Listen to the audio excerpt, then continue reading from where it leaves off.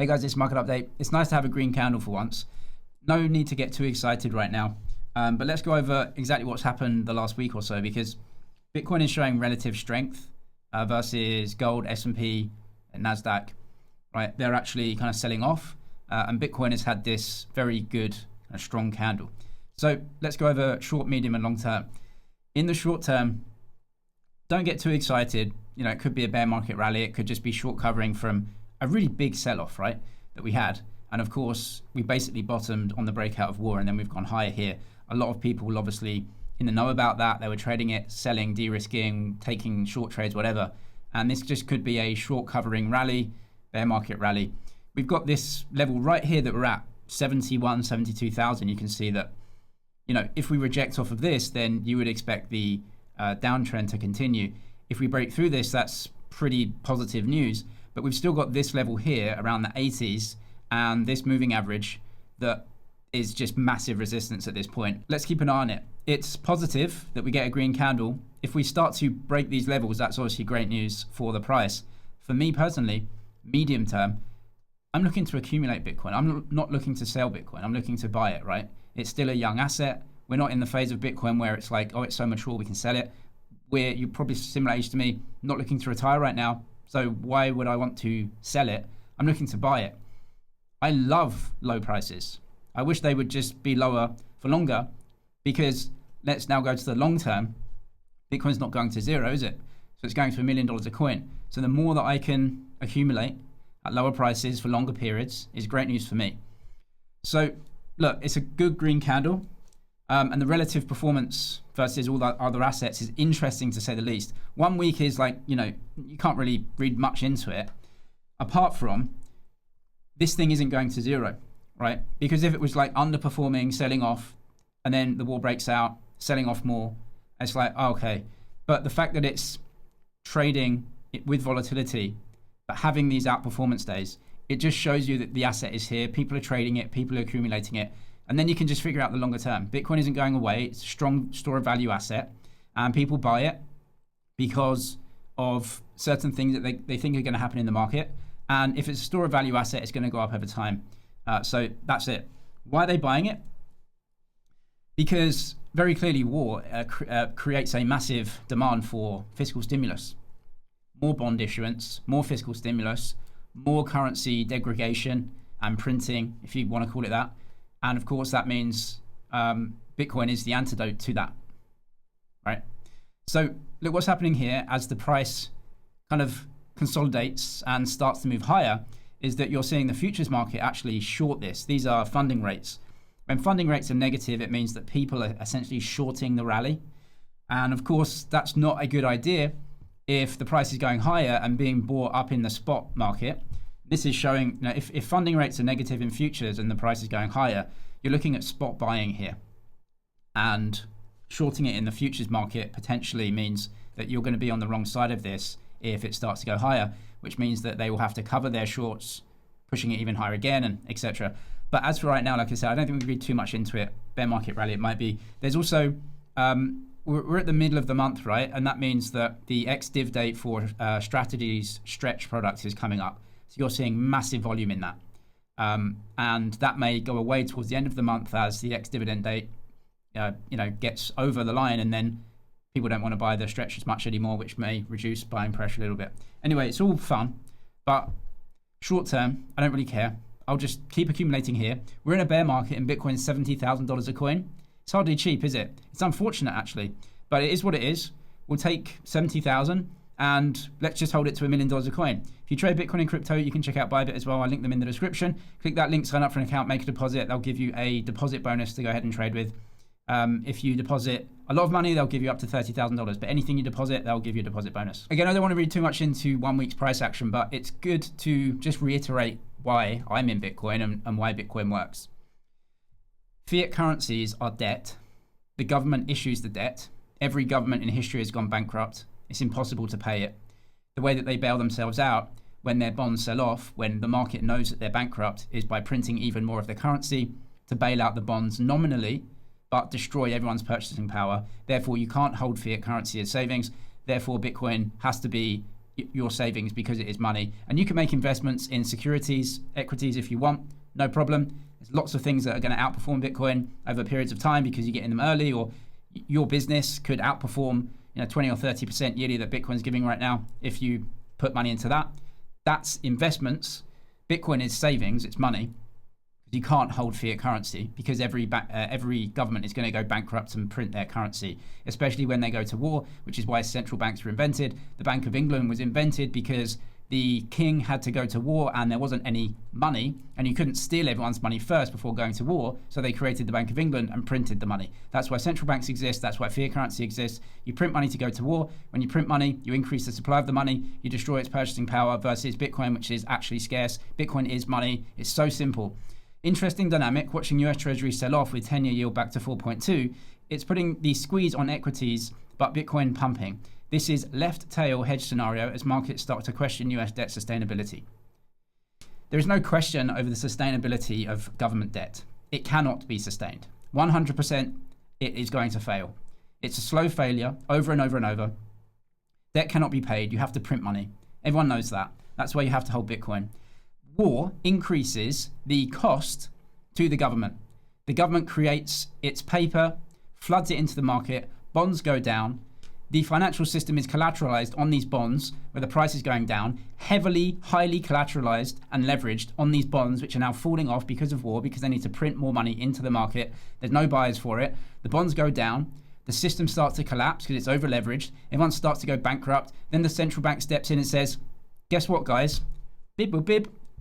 Print tens of billions of dollars. Happens over and over and over and over for hundreds of years. It's so simple, and it's happening again. But in any case, war is stimulative fiscally, and if they need to, they'll print the money from the central bank as well. As of right now, look, 4.5% on US 10-year whatever, they can just hit the market, right? It's like they've got enough liquidity, they're fine. But it just happens over and over. Now for the UK is absolutely in a mess, and everything they're doing is wrong in the economy. Of course, the entire economy is collapsing. Yields are going higher, which means the bonds are selling off. How much would you pay for a bond of a company that is bankrupt? I would pay nothing for it.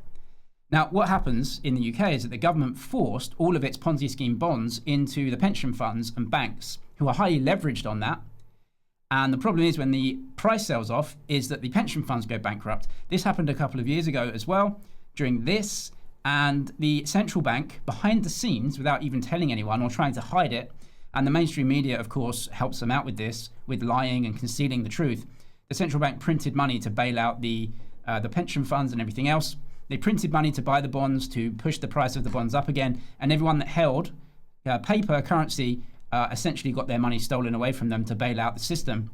It's happening again, and they'll print the money again if they need to, because that's what they do. So don't be in this stuff. Have long-term savings in strong assets that can price in the debasement of currency and the theft of your value. Bitcoin is it for me. You might choose something else. The UK can't afford itself, right? Can't afford to pay the bills, and especially with much higher oil and gas prices now. Its strategy that it's done of essentially not producing any of its own oil and gas that literally sits under its feet, but buying it from the Middle East is obviously a bad strategy at this point, and there's nothing that can happen. You can't print oil or energy, right? What you can do is print money to bail out the system that's collapsing right in front of your eyes, which means currency holders are going to get trashed. Bitcoin is the antidote to this, right? It is the antidote, and it's the only way. So we know what we need to do. Now, the government deficit in the US is still $1 billion here for the fiscal year 2026 so far. You've got national defense here. Well, that's going to go up, isn't it? Okay, because you're actually at war now. You're actually in a physical hot war. And so the more money you spend on national defense means you need to hit the debt markets, right? That's how you pay for all of this. You can't tax people here, right? You haven't got enough. So you're going to hit the debt markets. Debt markets are selling off because there's more supply. And that means the currency is being debased in front of our eyes, which is why you see maybe Bitcoin outperforming this week or so. And so the longer this goes on, the more money that needs to be spent, the more fiscal stimulus goes in, the more the currency is debauched and debased. Bitcoin is the antidote. Another issue with bonds selling off is that areas of the market that are already struggling with rates that aren't really great for them and bond prices that are actually lower than they would expect. Because remember that the credit system is a Ponzi scheme, and credit system is leveraged upon the value of the assets that they hold, which are the bonds, but the bonds are selling off. So you're leveraged on an asset that's selling off, which is an issue, right? And of course, everyone it gets scared and wants their money out all at once, but you can't do that with bonds. You can't just pay them back all at once. The money isn't there, and so yeah, it's an issue, right? This is how credit collapses start. So just watch it. The fact that it's so public and it's all over X probably means it's not as big of a deal as as X posters are saying, right? Like the end of the world, 2008 again, probably not that bad, because if it was, they wouldn't be posting about it, right? Real crises happen from something that's unexpected. This is very, very public, but still, it's not great. In any case, do you own bonds? Why would you own bonds, right?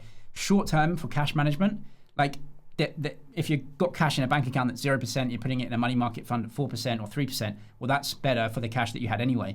But long-term investing, you will never make money in bonds. You cannot make money. 0% chance. Even if you're getting paid a yield like 4%, 5%, the inflation rate of the currency is 10%, so you're actually losing money. So for long-term, if you want to own bonds for 10 or 15 or 20 years, you have a 100% chance of losing money. So I don't know why you'd buy them, but individuals may not, but pension schemes, everything else, they actually buy them. Insurance companies actually buy them. And that's a big market. And unfortunately, their entire business is collateralized on a Ponzi scheme. And the only way out of the Ponzi scheme, of course, is just to print more money. And eventually you print the money. And that means that the bonds get made whole nominally, but they've actually lost real purchasing power, which is why it's a Ponzi scheme and a scam, which is why we have to turn to something like Bitcoin, which is actually real money, right? In any case, it's not great. Morgan Stanley limits redemptions. Cliffwater redemptions sit 14%. JP Morgan marking down loan portfolio. All of these are now going to be reporting. Are people going to take their money out of there? Blue Owl, KKR, Apollo really selling off. Not good, right? Oof. But, they're down 40, 50%. I mean, that's what Bitcoin goes down in a bear market, right? But at least you get liquidity from it. Not great. The fix to this is for the government to print money, right? I mean, the central bank has to step in and buy the long end. If there is like this contagion, right? Again, that's why Bitcoin exists, right? Over the long term, 100% that the Ponzi scheme, the only way it carries on is by printing the money to buy long-term bonds, to force the price up, to make sure that the pension schemes and insurance companies don't go bust. Estimates of 35% of insurance company balance sheets are comprised of private credit. Oof. All right, not good. This is exactly what happened in the UK. The balance sheets of the pension funds and the insurance companies were selling off as the bonds were selling off. That's impossible, right? Because they're leveraged. It's all going to go bankrupt and bust. So you have to print the money behind the back door or through the front door. You have to print the money eventually. But as of right now, look, bonds are it's not crazy, right? Bonds are selling off a bit. There's obviously some stress here. Stress isn't a massive crisis, but it doesn't matter. What are you doing in your life, right? What are you saving in? You can't even save in a Ponzi scheme. What are the other options? Stock index or Bitcoin or your house or something else over the long term, and then sort out your cash balances in the short term so you don't get caught on the wrong side of volatility or anything else. This is it. This isn't a shock. This is literally how the market works. And every 10 years or so, there isn't enough currency to go around, and so they have to print it. It's so simple. That's why we're in Bitcoin, right? In any case, look, it's not all bad news. This is the manufacturing new orders index, and there was a report here from 42 Macro, which seems to show that the US economy is starting to pick up, and there's more activity for manufacturing, which is great news. Services and manufacturing were okay. Prices paid were actually pretty soft. That's going to change, right? Obviously, with what's happening in the Middle East, with oil prices going higher, that's going to change. So it's not great. But for the US, I don't think there's too much to worry about. The US is a very strong economy. They may deal with slightly higher input prices for some things, but they're the biggest oil exporter in the world. So they're actually making loads of money from higher oil prices anyway. And their trade balance is definitely going to be a lot better from that. And if they have slightly higher input prices, it's not the end of the world for the US. Inflation in the US or CPI is like 2.4%. Yeah, look, it could go up a little bit. It's not the end of the world. And there's a big reason for it, right? It's not because they're printing like they did in COVID. It's just because the actual oil and gas is going up in price. Again, the oil and gas up in price is actually good for their oil and gas sector. So that's not just money printing inflation, right? It's a little bit different. US will be fine, I think. It's just other very weak countries like the UK who have made terrible decisions about their energy and trade sectors who they don't have anything to sell. They don't make anything there anymore. I'm being exaggerating, right? But that's an issue. For countries like the UK or other countries that don't have strong economies, they're going to get hit with much higher input prices, and their trade balances are going to get worse, which means they're going to have to print or just have much higher inflation. And of course, if there are shortages, that's a little bit different. Oil prices going higher when there is a big expansion might be inflationary. If there are shortages of oil, right, because the actual supply isn't getting around, I wouldn't say that's inflationary overall. That could be deflationary in some countries who are saying, look, you have to ration your oil and your energy. That happened in Thailand, I think, where they're saying, work from home or whatever. That's an issue. That's actually massively deflationary and recessionary. If you're rationing resources, massively deflationary, which of course collapses your financial system, so you have to print. So I think the US is going to be fine here, as it usually is, because it's a very strong economy with energy independence and actually exports that. For other weaker economies, if you're rationing energy, I mean, that's just the most recessionary thing ever. So let's see how that comes out in terms of world GDP and what happens, right? I mean, it's very difficult. All in all, just simple. I can't own bonds and fiat currency. I don't want to be anywhere near that system. I want to calm down, manage my finances, and buy strong assets over time. I think Bitcoin is the strongest asset. It's money, and you can invest in equity indexes or anything else as investments as well, right? So it's up to everyone, but definitely nothing in terms of credit. I don't even worry about that stuff anymore, because why would you worry about it if you don't buy it and you don't own it? If you do trade Bitcoin, check out the deposit bonus to Bybit down in the description below. Click that link, make a deposit. You can get a deposit bonus. I'm James, this is ManZG. Cheers for watching, and I'll see you in the next one.